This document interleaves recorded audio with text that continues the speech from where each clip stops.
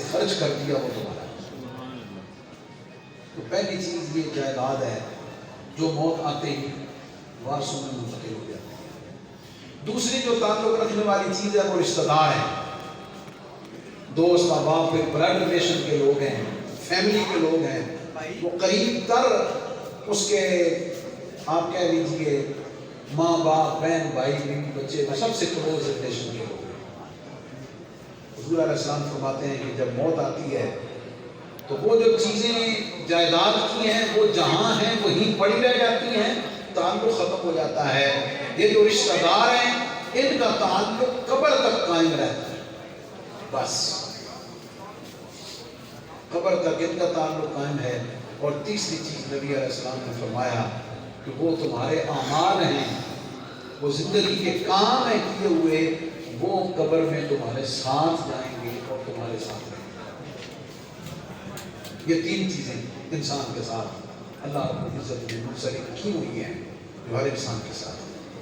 آگے بڑھیے، اب یہ سارے تو دفن کر کے آگے واپس، اب اس کے بعد ایک سوال و جواب ہیں قبر کے، ان میں کامیابی ہے، ناکامی ہے، میں اس تفصیل میں نہیں جاتا۔ جو بات میں نے بتانی ہے کہ اس کی حکمتیں کیا ہیں اور اس میں پھر میں نے پیغام عرض کرنا ہے۔ جب حساب و کتاب، سوال و جواب سارا کچھ ہو گیا، سارے چلے گئے، فرشتے بھی چلے جاتے ہیں، تو اس قبرستان میں جہاں وہ دفن ہوتا ہے اس کے قریب کے جو لوگ ہوتے ہیں قبرستان والے، قریب کی قبروں والے، وہ سارے اس کے پاس آتے ہیں۔ اور یہ یاد رکھیں کہ جیسے اللہ تعالیٰ نے زمین کے اوپر ایک نظام رکھا ہوا ہے تعلقات کا، رشتہ داری کا، جان پہچان کا، سارا زمین کے نیچے مرنے کے بعد بھی اللہ تعالیٰ نے بالکل اسی طرح کا ایک نظام رکھا پورا سسٹم۔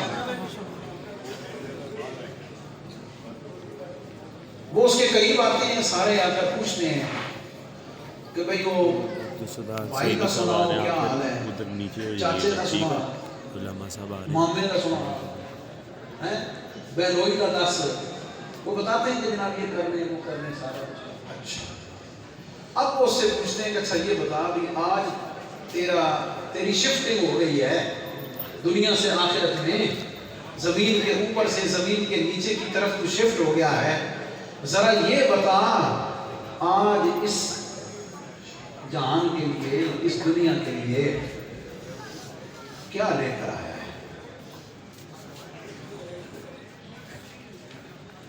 یہاں تجھے جن چیزوں کی ضرورت ہے اس جہان کے لیے کیا لے کر آیا ہے؟ دنیا میں تو نے رہنا تھا،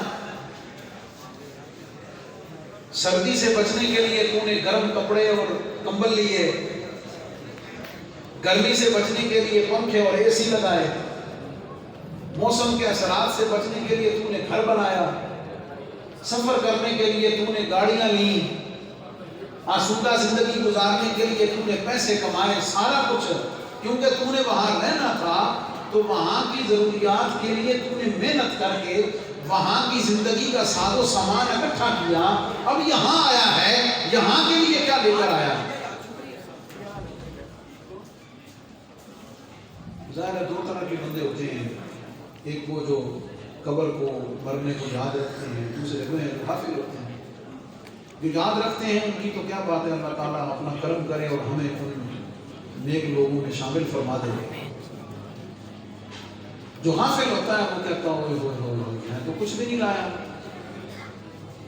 تمام حضرات کھڑے ہو کر استاد العلماء حضرت علامہ حافظ عبدالستار